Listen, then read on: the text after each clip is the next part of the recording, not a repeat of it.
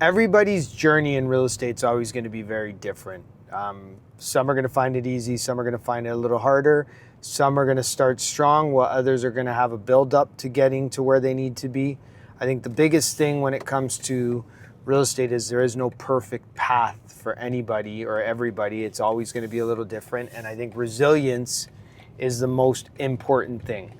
But I think one thing that a lot of realtors don't do right from the get-go is a lot of them don't pick a target area, like a home base, somewhere where they want to be known, somewhere where they feel they have purpose, somewhere where they might be familiar.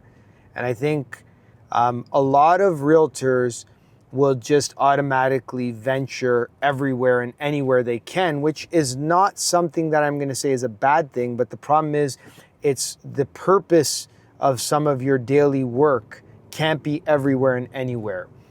You're limited, obviously, on certain things you could do. So by having a home base, it gives you purpose. It gives you a reason to network, to market. It gives you a reason to create a presence as well, and to hopefully start to be grown, to grow yourself as an area expert.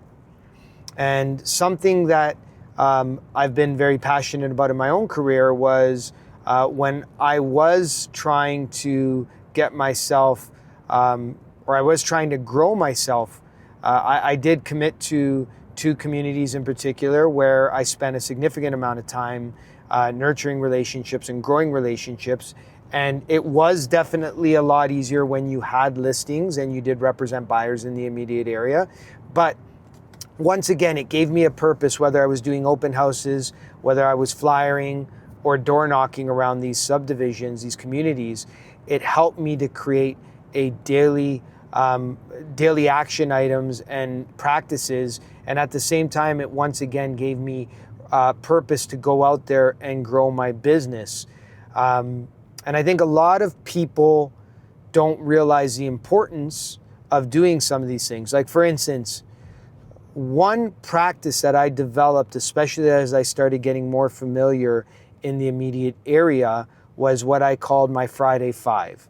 Okay, my Friday Five consisted of me starting to pick out certain homes in certain areas that I started getting a little familiar with. But what I would do is I would create a customized CMA for 5 neighbors. These 5 homes had to be side by side. And the reason I did this is every Friday, I'd start on about a Tuesday. I'd spend 2 days designing them, getting them done, getting them professionally printed. I did create a budget of anywhere from $200 to $400 a month for this because I did want it to be elaborate. And I'd go and drive these significant healthy size packages off at these 5 doors every Friday, whether they were home or not. I would leave it at their front doorstep. And I knew it was a great talking point amongst the neighbors, because the reality is these 5 neighbors would receive this package, whether they were in the market to sell or not. It was a great talking point. And it did help to fortify my presence in the area. Because many times as I was hosting open houses in these communities, or I had listings for sale, it often got back to me that I had provided them one of these individuals that would potentially walk through an open house or was interested in seeing a property. They would let me know that they actually received one of my Friday Fives, the CMA that I had done, and that they actually even used it at times for their own refinancing purposes as well. And that was another thing as well. It also led to a path of me receiving phone calls and saying that, we received your package. We weren't interested in the time to sell our house, but we are considering it now. Would you be willing to interview? And many of my listings that I did get in the future were also part of that Friday Five and the work that I had put out there, the presence that I had created around it. It was a product of that environment, and it helped me to land further listings. And as I mentioned, I've been all over Ontario for representing buyers and listings. But the one thing I held true to day in and day out was that I always had a home base, a community that I always wanted to network in and grow myself in.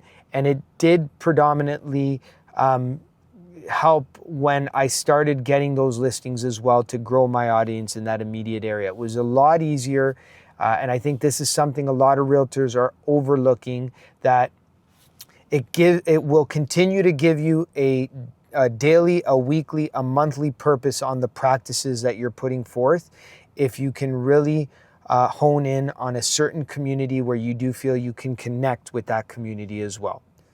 Once again, go out there, get it, stay successful, and let's smile, people. Cheers.